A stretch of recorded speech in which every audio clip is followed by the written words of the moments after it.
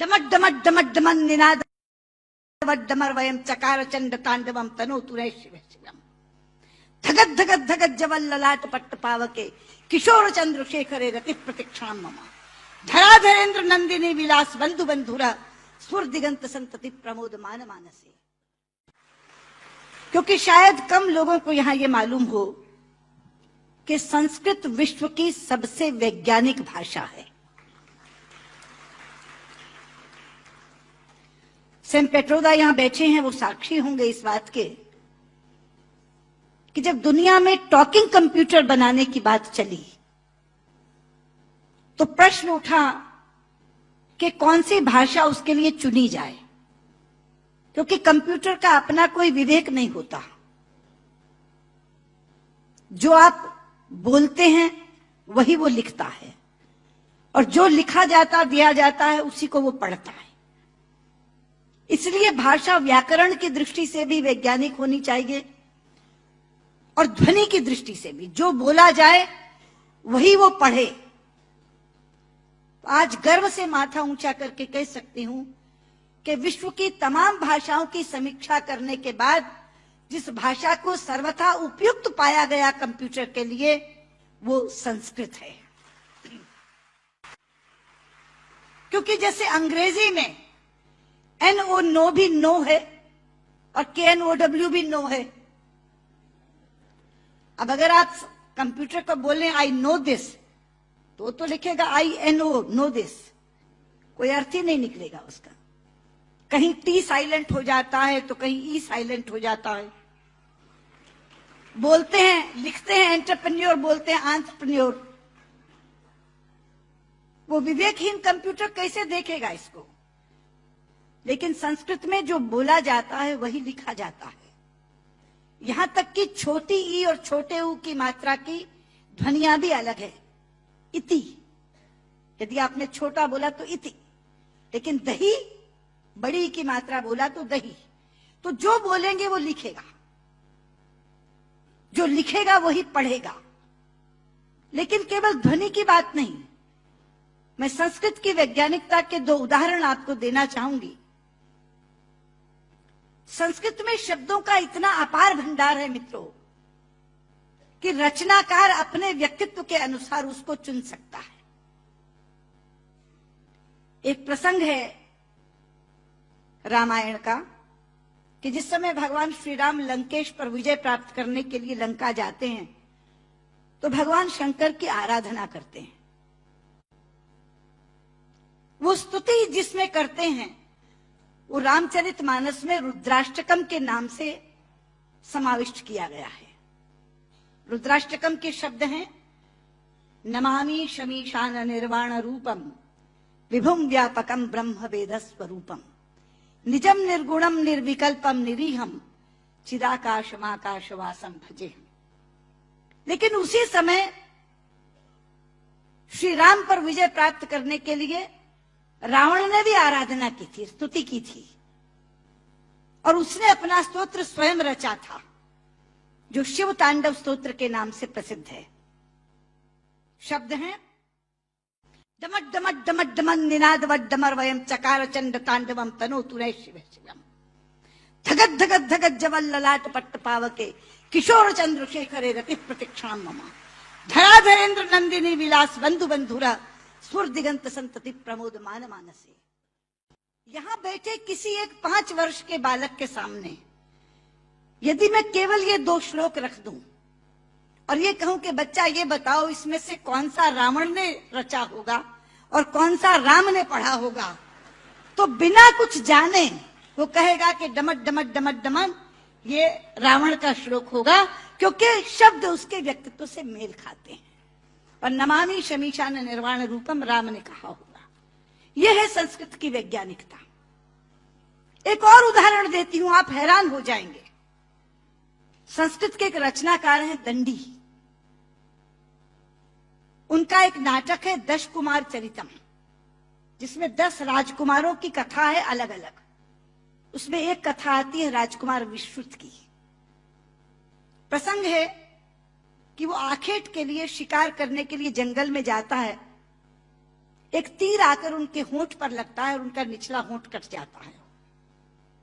मित्रों, इस प्रसंग के घटने के बाद कथा अनेक पन्नों में चलती है। कितने ही संवाद विश्रुत बोलता है, लेकिन दंडी ने पूरे संवादों में कहीं भी ओष्ठांग का प्रयोग विश्रुत से नहीं करवाया है। ओष्ठांग क्या है? पूरा अल्फाबेट हिंदी का जो पवर्ग है वो ओष्ठांग है। प, फ, ब, फ, म। प, फ, ब, फ, म दोनों होंठ मिलाकर बोले जा सकते हैं।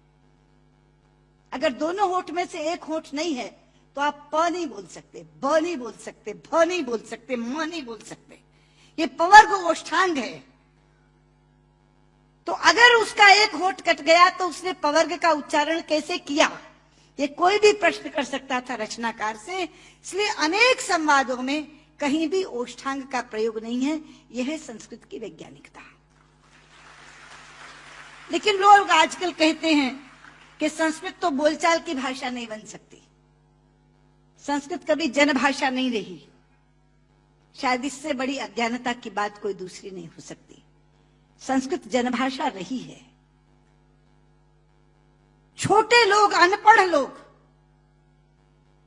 बिना विद्यालय में गए लोग संस्कृत बोलते रहे हैं। राजा भोज के काल में एक प्रसंग आता है कि राजा भोज एक बार अपने प्रजा का हालचाल जानने के लिए जंगल से जा रहे थे। सामने से एक लकड़हारा आ रहा था। उसने लकड़ियां काटकर अपने सिर पर रखी हुई थी, पसीनों पसीन था। राजा ने लकड़हारे को देखा तो तब संस्कृत में ही बातचीत होती थी, संस्कृत ही जनभाषा थी। तो राजा ने लकड़हारे से कहा, किमते भारम बाधती, क्या ये भार तुम्हें कष्ट पहुंचा रहा है? लेकिन बाध शब्द जो है मित्रों, वो धातु है जो परस्मयी पदी नहीं चलती, आत्मनेपदी चलती है। संस्कृत में दो तरह की धातुएं हैं। परस्मयी पदी चलती है बाधती, बाधता, बाधंती, और आत्मनेपदी चलती है बाधते, बाधेते, बाधनते। बाध शब्द जो है वो आत्मनेपदी में है। तो लकड़हारा जवाब क्या देता है? भारम न बाधती राजन यथा बाधती बाधते। कि राजा, मुझे ये भार कष्ट नहीं दे रहा जितना आपके मुंह से बोला हुआ बाधती शब्द कष्ट दे रहा है, क्योंकि बाधती शब्द का अशुद्ध उच्चारण आपने किया है। ये शब्द बाधते होना चाहिए। भारम न बाधती राजन यथा बाधती बाधते। तो कौन कहता ये जनभाषा नहीं रही? ये जनभाषा रही है। लेकिन आज मैं शंकर जी से कहना चाहूंगी कि आपकी साउथ इंडिया एजुकेशन सोसाइटी पर एक जिम्मेदारी आई है, क्योंकि आज संस्कृत केवल कर्मकांड की भाषा बनकर रह गई। कल जब विश्व के लोग आएंगे और कहेंगे कि कंप्यूटर के लिए हमें संस्कृत के विद्वान दो, हम टॉकिंग कंप्यूटर बनाना चाहते हैं, तो एक विडंबना खड़ी होगी कि जिसे संस्कृत आती है उसे कंप्यूटर नहीं आता, और जिसे कंप्यूटर आता है उसे संस्कृत नहीं आती। इसलिए केवल साइटेशन संस्कृत में पढ़कर अपने कर्तव्य की तीसरी मत कर लीजिए।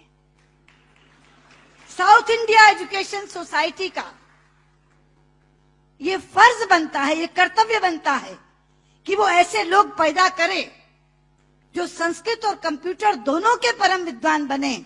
और उस समय जब हमारे सामने ये बोध आकर के खड़ा हो, ये विषय आकर के खड़ा हो कि टॉकिंग कंप्यूटर के लिए संस्कृत के विद्वान चाहिए, तो साउथ इंडिया एजुकेशन सोसाइटी कहे, ये लीजिए हम देते हैं जो संस्कृत के भी ज्ञाता हैं और कंप्यूटर के भी ज्ञाता हैं। क्योंकि अथाह भंडार भरा पड़ा है हमारे ज्ञान का, हमारे शास्त्र, हमारे उपनिषद, हमारे ग्रंथ, और उन ग्रंथों की सोच लोगों तक पहुंची नहीं। आज अभी शंकर जी अपने प्रारंभिक वक्तव्य में कह रहे थे, उदार चरिता नाम वसुधैव कुटुंबकम। ये संस्कृत जानने वाले की सोच है। संस्कृत बोलने वाला पूरी पृथ्वी को परिवार मानता है, वसुधैव कुटुंबकम। संस्कृत बोलने वाला पृथ्वी को परिवार मानता है, और अंग्रेजी बोलने वाला विश्व को बाजार मानता है। और ये सोच का अंतर है, क्योंकि परिवार में प्यार होता है मित्रों, बाजार में व्यापार होता है, केवल व्यापार, शुद्ध व्यापार। लेकिन ये कौन बताएगा लोगों को कि भारतीय संस्कृति में पूरी पृथ्वी को, पूरी वसुधा को कुटुंब मानने की भावना है। सर्वे भवन्तु सुखिनः, हम तो सर्व की बात करते, सर्वे सन्तु निरामया, सर्वे भद्राणि पश्यन्तु मा कश्चित् दुर्भाग् भवेत्। सर्व के कल्याण की कामना किसने की है? लोग अपनी अपनी बात करते हैं, लेकिन ये है वो भारतीय संस्कृति जो सर्व के कल्याण की कामना करती है। इसलिए बहुत ज्यादा आवश्यक है कि ये ज्ञान जो छिपा पड़ा है पुस्तकों में, केवल इस कारण नहीं पहुंच पा रहा कि ऐसी भाषा में है जो भाषा मृतप्राय होती जा रही है, जो भाषा केवल मंत्रोच्चार की भाषा बन गई है कि विवाह पद्धति करानी है, जन्म मरण कराना है तो पंडित जी को बुला लो, वो भी अपना आधा अशुद्ध और आधा शुद्ध बोल के चले जाते हैं, क्योंकि उनको भी कोई टोकने वाला नहीं, उनको भी कोई कहने वाला नहीं कि आप क्या कर रहे हैं। इसलिए साउथ इंडिया एजुकेशन सोसाइटी पर यह जिम्मेदारी आई है, आप इस काम को करें। और मैंने अभी जब आप बैठे थे तो मैंने आपसे कहा था कि जो 2.5 लाख का पुरस्कार आपने मुझे दिया है मैं आपको वापस करती हूं, आप इसी पुण्य कार्य में आप उसका इस्तेमाल करें और ये काम आप जरूर करेंगे। मुझे लगता है तभी मेरा यहाँ आना सार्थक होगा। बहुत बहुत